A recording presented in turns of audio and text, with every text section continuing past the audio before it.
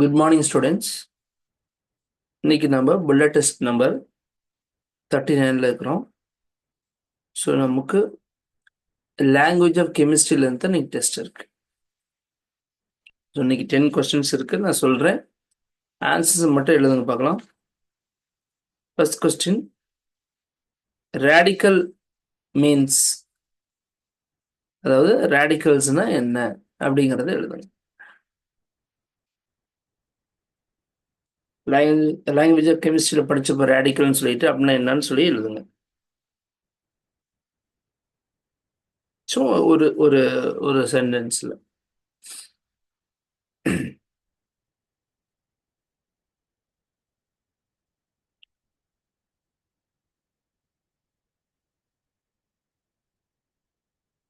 Okay, இப்போ நம்ம நேற்று பார்த்தோம்,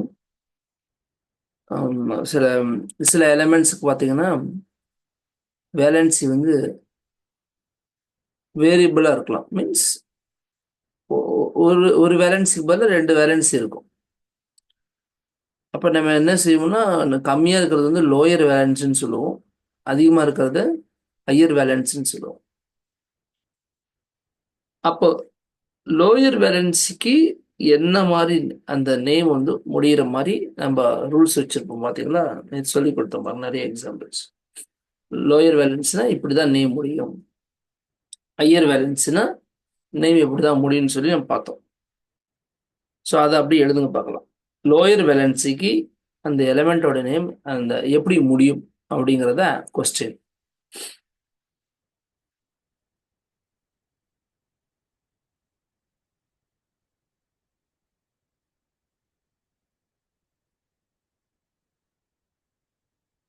நெக்ஸ்ட் கொஸ்டின் நம்பர் 3, காப்பர் இருக்கு இல்லைங்களா, எலமெண்ட் காப்பர். இந்த காப்பருடைய சிம்பிள் எழுதுங்க. அது தெரிஞ்சுதான், இருந்தாலும் சில பேருக்கு டவுட் இருக்கலாம், அதுக்காக வேண்டிதான் காப்பருடைய சிம்பிள் மட்டும் எழுதுங்க. அதே போல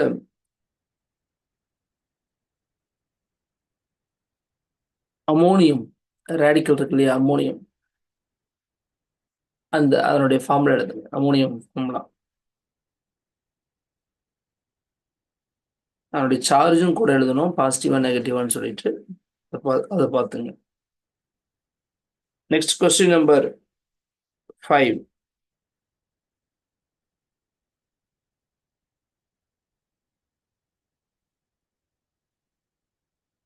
அமோனியாவுடைய ஃபார்முலா. அமோனியா ஃபார்முலா,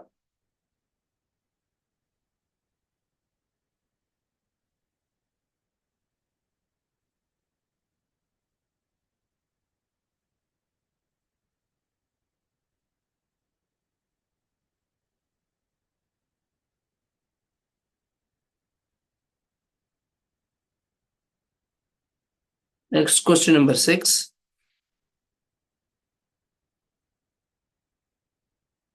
நம்ம கெமிக்கல் ஃபார்முலா வந்து உருவாக்குறதுக்கு அதனுடைய வேலன்சியை வச்சு என்ன பண்ணுவோம், நம்ம எழுதுவோம். அதாவது லெஃப்ட் சைடில் வந்து பாசிட்டிவ்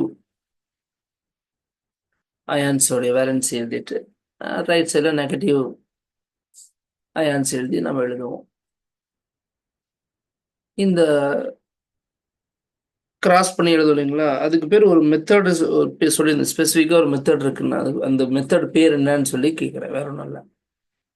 இந்த கெமிக்கல் ஃபார்முலா எழுதுறதுக்கு நம்ம வேலன்ஸ் எழுதி என்ன பண்ணுவோம், கிராஸ் பண்ணி எழுதுவோம். அந்த மெத்தடுக்கு பேர் என்ன?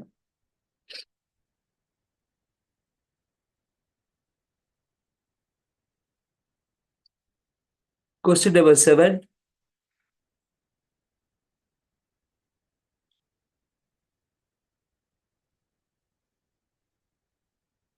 நான் அலுமினியத்தோட வேலன்சியும் ஆக்சிஜன் வேலன்சியும் சொல்லிடுறேன்.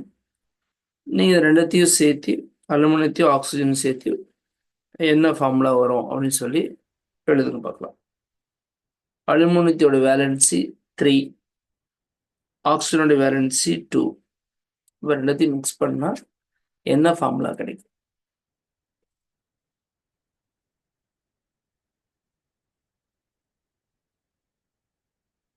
Next question number 8. மெக்னீசியம் மெக்னீசியத்தோடைய அட்டாமிக் நம்பர் நீங்க தெரிஞ்சு வச்சிருக்கணும். ஸோ அது தெரிஞ்சுன்னா தான் இப்போ நான் கேட்கறது என்னன்னா அதனுடைய எலக்ட்ரான் டிஸ்ட்ரிபியூஷன். அட்டாமிக் நம்பர் தெரிஞ்சுன்னா அது எவ்வளோ எலக்ட்ரான் இருக்குன்னு நமக்கு தெரிஞ்சிடும். ஸோ அந்த எலக்ட்ரானை எப்படி கேஷல் எல்செல் எம்ஷெல்னு நீங்கள் டிஸ்ட்ரிபியூட் பண்ணுவீங்க அப்படிங்கிறது அந்த டிஸ்ட்ரிபியூஷன் மட்டும் எழுதுங்க. அது கேல எவ்வளவு, எல்ல எவ்வளவு, எம்ல எவ்வளவுங்கிறது அந்த டிஸ்ட்ரிபியூட் பண்ணி எழுதணும். அப்போ அதனுடைய அட்டாமிக் நம்பர் தெரியணும். ஸோ மெக்னீசியத்துடைய எலக்ட்ரான் டிஸ்ட்ரிபியூஷன் எழுதுங்க. Question number 9. எல்லாருமே ஆல்மோஸ்ட் ஃபர்ஸ்ட் 20 எலமெண்ட்ஸ் படிச்சிருப்பீங்க. இப்போ ஒன்றும் இல்லை, அதனுடைய சிம்பிள்ஸ் மட்டும் ஃபர்ஸ்ட் 20 எலமெண்ட்ஸோடைய சிம்பிள்ஸ் மட்டும் ஃபர்ஸ்ட்லேருந்து ஆரம்பிச்சு அந்த 20 வரிசை எழுதுங்க பார்க்கலாம். சிம்பிள்ஸ் மட்டும்.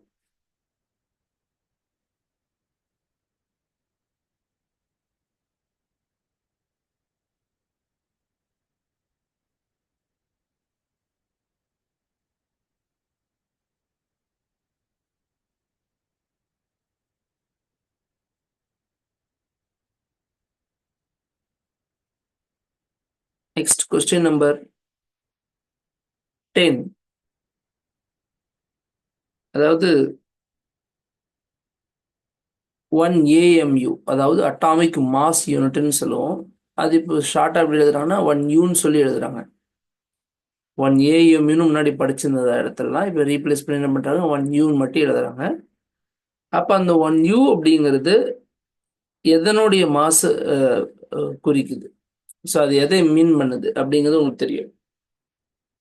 அது எழுதுங்க. அது எந்த பார்ட்டிகளுடைய mass? 1 U is equal to dash. எதனுடைய மாசுன்னு சொல்லி எழுதுங்க. அவ்வளோதான், 10 கொஸ்டின்ஸ் முடிஞ்சது. உடனே ஃபோட்டோ எடுத்து என்ன பண்ணுங்க, உங்களுடைய ஆன்சர்ஸை அமுச்சிடுங்க பார்க்கலாம். ஸோ இன்றைக்கெல்லாம் உடனேயுமே நான் ஸ்டாப் பண்ணிடுவேன். இதுக்கு மேலே வெயிட் பண்ண கொஷின் நீங்கள் பார்க்க முடியாது. அதனால் கொஞ்சம் குயிக்காக எழுதிருங்க. ஓகே, வீடியோ பிடிச்சிருந்துச்சுன்னா லைக் பண்ணுங்கள், ஷேர் பண்ணுங்கள். சப்ஸ்கிரைப் பண்ணலைன்னா சப்ஸ்கிரைப் பண்ணிடுங்க.